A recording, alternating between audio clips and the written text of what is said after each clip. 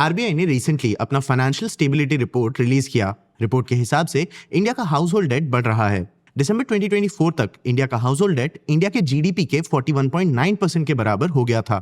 RBI की report ने India के डेट यूटिलाइजेशन में एक इंटरेस्टिंग ट्रेंड भी देखा। इंडिया के डेट यूटिलाइजेशन में एक गैप है। हाउस होल्ड डेट के ग्रोथ में इंडिया के एफ्लुएंट या वेल्दी हाउस होल्ड्स का ज्यादा कंट्रीब्यूशन है। लोअर इनकम हाउस होल्ड्स में डेट यूटिलाइजेशन काफी वीक है, इसलिए एफ्लुएंट बोरोअर्स के लाइफस्टाइल्स में इंप्रूवमेंट्स आ रहे हैं। वही लोअर इनकम हाउस होल्ड्स अपने एग्जिस्टिंग डेट के साथ ही स्ट्रगल कर रहे हैं। तो भला इंडिया का डेट इस पॉइंट तक पहुंचा कैसे? इंडिया के डेट यूटिलाइजेशन का डेमोग्राफिक डिवीजन कितना बड़ा है? इंडिया अपने डेट का यूज कैसे करता है? इंडियन बैंक्स और पॉलिसी मेकर्स इस डेट सिनेरियो में कैसे ऑपरेट कर रहे हैं? इस डेट का ओवरऑल इकोनॉमी पे क्या इंपैक्ट पड़ता है? डेट के बेसिस पे इंडिया किस पोजीशन में है? इंडियन डेट का फ्यूचर ट्रेजेक्टरी क्या है? आज के वीडियो में हम इन क्वेश्चंस को आंसर करेंगे। सबसे पहले हम इंडिया के डेट का करंट पोजीशन देखेंगे। हम ये समझेंगे कि इस डेट का डेमोग्राफिक डिवीजन कैसा है और इंडियंस इस डेट का यूज कैसे करते हैं। हम इस चेंजिंग एनवायरनमेंट में इंडियन बैंकिंग सिस्टम और पॉलिसी मेकर्स के ऑपरेशंस भी देखेंगे। हम इस डेट का मैक्रो इकोनॉमिक इंपैक्ट भी समझेंगे। एंड में हम इंडियन डेट के पॉसिबल फ्यूचर को भी डिस्कस करेंगे। चलिए शुरू करते हैं। सबसे पहले इंडिया का डेट पोजीशन। इंडिया का household debt to GDP ratio काफी तेजी से बढ़ा है। जून 2021 में इंडिया का हाउस होल्ड डेट हमारे जीडीपी के 36.6% के बराबर था। जून 2024 तक ये 42.9% तक बढ़ गया। दिसंबर 2024 तक ये नंबर थोड़ा कम हुआ और 41.9% तक पहुंचा। थोड़ा जूम इन करें तो पर कैपिटा डेट में एक्चुअली और ज्यादा ग्रोथ आया है। मार्च 2023 में पर कैपिटा डेट या इंडिविजुअल बोरोअर्स का एवरेज डेट 3.9 लाख रुपीस था। मार्च 2025 तक ये नंबर 4.8 लाख रुपीस तक बढ़ गया। ये 2 इयर्स में एक 23% का ग्रोथ है, जहां एक तरफ इस ग्रोथ का मतलब है कि एवरेज इंडियन को अब ज्यादा लोन्स का एक्सेस मिल रहा है। इसका मतलब ये भी है कि एवरेज इंडियन हाउस होल्ड का debt burden 23,000 rupees per year से बढ़ गया है। क्रेडिट ग्रोथ बैंक्स और इकोनॉमी के लिए एक अच्छा साइन हो सकता है। क्रेडिट ग्रोथ से इकोनॉमी में लिक्विडिटी आती है, मतलब इकोनॉमी में ज्यादा पैसे मूव करते हैं, लोग ज्यादा चीजें खरीदते हैं, जिससे बिजनेसेस ग्रो कर सकते हैं। इससे कंपनीज अपने ऑपरेशन स्केल अप कर सकती हैं, जिससे बेटर और ज्यादा क्वांटिटी में गुड्स भी प्रोड्यूस होते हैं। मतलब डेट के थ्रू इकोनॉमी ग्रो कर सकती है। लेकिन ऐसा तभी हो सकता है जब डेट का यूटिलाइजेशन सही तरीके से हो और इसके यूज में इक्वालिटी हो। और इंडियन हाउस होल्ड डेट के डिस्ट्रीब्यूशन और यूटिलाइजेशन शायद दोनों अभी काफी अनइवन है। जैसा मैंने बताया, हाउस होल्ड डेट का इंडिया के एफ्लुएंट या वेल्दी हाउस होल्ड ज्यादा यूज कर रहे हैं। आरबीआई की रिपोर्ट के हिसाब से टोटल लोन्स का 66% प्राइम और सुपर प्राइम बोरोअर्स को गया। हाउस होल्ड लोन्स की बात करें तो इन लोन्स के 50% से ज्यादा बोरोअर्स के पास प्राइम या इससे बेटर रेटिंग था। मतलब इंडिया में क्रेडिट का डिस्ट्रीब्यूशन अनइवन है। फाइनेंशियली वीकर इंडिविजुअल्स और हाउस होल्ड्स को एक्चुअली लोन्स और फंड्स की ज्यादा जरूरत होती है, लेकिन इन्हें इन लोन्स का एक्सेस ही नहीं मिलता। और ये अनइक्वल डिस्ट्रीब्यूशन लास्ट 2 इयर्स में बढ़ा है। हाउसिंग लोन्स की बात करें तो मार्च 2025 में 1/3 से ज्यादा लोन्स फर्स्ट टाइम बायर्स की जगह एग्जिस्टिंग बोरोअर्स को गए। इसका मतलब हो सकता है कि एग्जिस्टिंग होम ओनर्स अपने एसेट्स का यूज करके और क्रेडिट यूज कर रहे हैं। वहीं नए बोरोअर्स को शायद लोन्स मिलने में मुश्किल हो रही है। पर भला लोन्स का कॉन्सेंट्रेशन इन एफ्लुएंट बोरोअर्स की तरफ क्यों है? ऐसा लग सकता है कि सब प्राइम या फाइनेंशियली वीक बोरोअर्स को अनफेयरली एक्सक्लूड किया जा रहा है। लेकिन लेंडर्स के पास इस एक्सक्लूजन का वैलिड रीजन भी है। 22% बोरोअर्स सब प्राइम कैटेगरी में आते हैं और ये सेगमेंट सबसे ज्यादा डेलिंक्वेंसीज या लोन डिफॉल्ट्स रिपोर्ट करता है। लेंडर्स के टोटल पोर्टफोलियो में ओवरऑल रिटेल पोर्टफोलियो के जीएनपीए या ग्रॉस नेट परफॉर्मिंग एसेट्स 1.2% हैं। मतलब रिटेल सेगमेंट को दिए लोन्स में से 1.2% लोन्स में डिफॉल्ट होता है। लेकिन रिटेल पोर्टफोलियो के अनसिक्योर्ड सेगमेंट का जीएनपीए 1.8% है। अनसिक्योर्ड लोन्स में कोई कोलैटरल या सिक्योरिटी एसेट नहीं होता। ये यूजुअली फर्स्ट टाइम बोरोअर्स या फाइनेंशियली वीक बोरोअर्स होते हैं, जिनके पास अपने लोन सिक्योर करने के लिए एसेट्स ही नहीं होते। मतलब इन फर्स्ट टाइम बोरोअर्स और फाइनेंशियली वीक बोरोअर्स में लोन डिफॉल्ट के केसेस ज्यादा होते हैं। इंडियन डेट के डिस्ट्रीब्यूशन में ही नहीं बल्कि इनके यूटिलाइजेशन में भी एक इंटरेस्टिंग ट्रेंड देखने मिल रहा है। हाउस होल्ड डेट में नॉन हाउसिंग रिटेल लोन का एक मेजर शेयर है, 54.9%। ये लोन्स कंजम्पशन ओरिएंटेड होते हैं, मतलब लोग इनका यूज अपने एवरीडे एक्सपेंसेस के लिए करते हैं, जैसे शॉपिंग, बिल पेमेंट्स एक्सेट्रा। इन लोन से कोई एसेट्स क्रिएट नहीं होते। मार्च 2025 में ये कंजम्पशन ओरिएंटेड लोन्स इंडिया के डिस्पोजेबल इनकम का 25.7% थे। मतलब इंडिया के टोटल नॉन एसेंशियल स्पेंड्स का 1/4 हिस्सा इन लोन से फंड हुआ था। वहीं हाउसिंग लोन्स मतलब होम बिल्डिंग, परचेजिंग या रेनोवेशन के लिए लिए गए लोन्स हाउस होल्ड डेट का बस 29% थे। पर भला लोग अपने नॉर्मल एक्सपेंसेस के लिए लोन्स का यूज क्यों कर रहे हैं?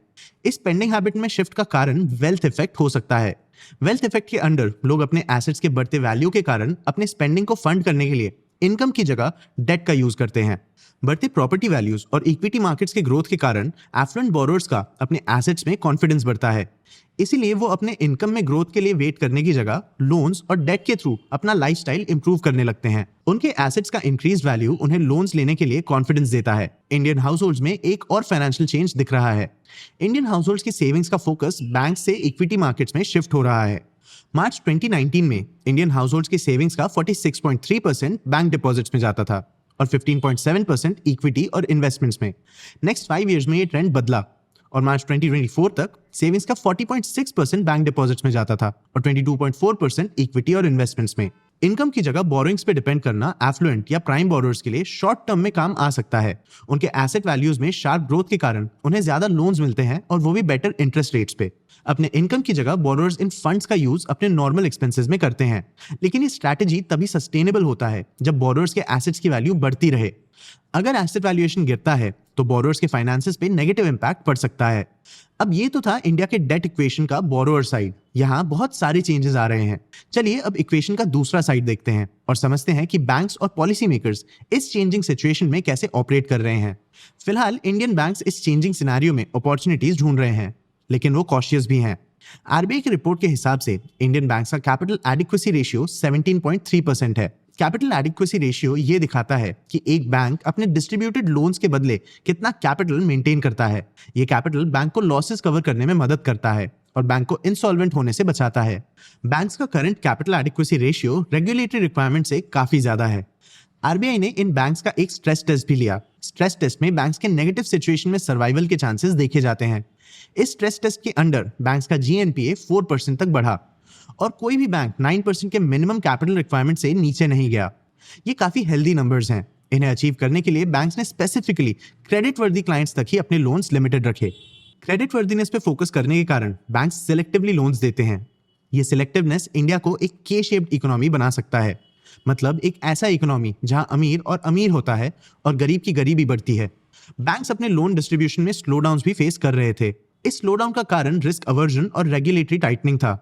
आरबीआई ने कुछ लोन्स पे रिस्क वेट बढ़ा दिया था, जिसके कारण बैंक्स अपने लोन डिस्ट्रीब्यूशन को कंट्रोल में रख रहे थे। प्राइवेट बैंक्स के फंड्स में भी एक इंपॉर्टेंट चेंज आ रहा था। कासा या करंट अकाउंट सेविंग्स अकाउंट का रेशियो टर्म डिपॉजिट्स के कंपैरिजन में कम हो रहा था। मतलब ज्यादा लोग बैंक्स में फिक्स्ड या रिकरिंग डिपॉजिट अकाउंट खोल रहे थे, लेकिन ये प्राइवेट बैंक्स के लिए एक प्रॉब्लम हो रहा था। कासा बैंक्स के लिए एक चीप सोर्स ऑफ फंड होता है। टर्म डिपॉजिट्स के बदले बैंक को हायर इंटरेस्ट रेट के थ्रू ज्यादा कॉस्ट भी बेयर करना पड़ता है। टर्म डिपॉजिट्स के बढ़ने का मतलब हो सकता है कि बैंक्स को अपने फंड्स मेंटेन करने के लिए हायर कॉस्ट सोर्सेज पे डिपेंड करना पड़ रहा है। इससे इकोनॉमी में लिक्विडिटी भी कम होती है, क्योंकि लोगों के फंड्स टर्म डिपॉजिट्स में एक फिक्स पीरियड के लिए लॉक्ड इन होते हैं। पॉलिसी मेकर्स इंडिया के चेंजिंग डेट एनवायरनमेंट को बैलेंस करने की कोशिश कर रहे हैं। लिक्विडिटी बढ़ाने के लिए आरबीआई ने प्राइवेट बैंक्स का cash reserve ratio 100 basis point से कम किया है। इससे बैंक्स के पास लोन देने के लिए ज्यादा फंड्स होते हैं और वो इन्हें लोअर इंटरेस्ट रेट्स पे भी ऑफर कर सकते हैं। आरबीआई ने माइक्रो फाइनेंस में स्ट्रिक्टनेस भी कम किया है। एनबीएफसीज के लिए रिस्क वेट्स भी कम किए हैं। आरबीआई इन डिसीजंस के थ्रू इकोनॉमी में लिक्विडिटी वापस लाने की कोशिश कर रही है। मार्च 2024 में ईयर ऑन ईयर बेसिस पे इंडिया में 15.4% का टोटल क्रेडिट ग्रोथ हुआ था, लेकिन मार्च 2025 तक क्रेडिट ग्रोथ रेट 9.5% तक गिर गया। इस फॉल के कारण जीडीपी ग्रोथ भी स्लो हुआ। तो आरबीआई अब शायद अपने डिसीजंस को रिवर्स करके लिक्विडिटी और क्रेडिट ग्रोथ को बूस्ट देना चाहती है। लेकिन क्या ये क्रेडिट ग्रोथ सस्टेनेबल होगा? जैसा मैंने बताया, एफ्लुएंट बोरोअर्स फिलहाल वेल्थ इफेक्ट के अंडर अपने इनकम से ज्यादा बोरोइंग्स पे अपने रेगुलर एक्सपेंसेस के लिए डिपेंड कर रहे हैं। इस इफेक्ट के कंटिन्यूड रहने के लिए इन बोरोअर्स के एसेट्स का पॉजिटिव वैल्यूएशन जरूरी है। अगर वैल्यूएशन में कोई फॉल आता है तो बोरोअर्स के फाइनेंसेस अनस्टेबल हो सकते हैं। इंडिया का हाउस होल्ड डेट हमारे जीडीपी के 41.9% के बराबर है। डेवलप कंट्रीज के कंपैरिजन में ये अभी बहुत कम है। मतलब फ्यूचर में इंडिया में बोरोइंग्स बढ़ सकते हैं, लेकिन हाउस होल्ड डेट का ग्रोथ रेट चिंता का कारण बन सकता है। 4 साल से कम में इंडिया का household debt to GDP ratio 5 percentage point से ज्यादा बढ़ चुका है। इतना फास्ट डेट ग्रोथ एक प्रॉब्लम बन सकता है। क्रेडिट ग्रोथ रेट के साथ साथ इंडिया का डेट डिस्ट्रीब्यूशन भी काफी अनस्टेबल है। अगर फ्यूचर में भी ये अनइवन डिस्ट्रीब्यूशन चलता रहा तो इंडिया का इकोनॉमिक ग्रोथ भी अनइवन हो सकता है। आरबीआई को ये इंस्टेबिलिटी कम करने के साथ साथ डेट डिफॉल्ट भी कंट्रोल करना पड़ेगा। क्रेडिट इंक्लूजन बढ़ने से इकोनॉमिक ग्रोथ इवन तो होगा, लेकिन सब प्राइम लोन्स में डिफॉल्ट बढ़ने से भी बैंकिंग सिस्टम पे नेगेटिव इंपैक्ट पड़ सकता है। क्या लगता है इंडियन बैंकिंग सिस्टम और डेट एनवायरनमेंट आने वाले टाइम में कैसा बिहेव करेगा, क्या इंडिया में फाइनेंशियल इंक्लूजन बढ़ेगा या डेट डिफॉल्ट। अपने ओपिनियंस हमें कमेंट सेक्शन में जरूर बताना। आगे आप कौन से टॉपिक्स पे वीडियोस देखना चाहते हो ये भी हमें कमेंट सेक्शन में जरूर बताना। अगर ये वीडियो आपको इन्फॉर्मेटिव लगा तो इसे लाइक और शेयर जरूर करना। ऐसी और वीडियोस के लिए चैनल को सब्सक्राइब भी कर लेना। आज की वीडियो के लिए इतना ही। मैं हूं आपका होस्ट देव। मिलते हैं अगले वीडियो में।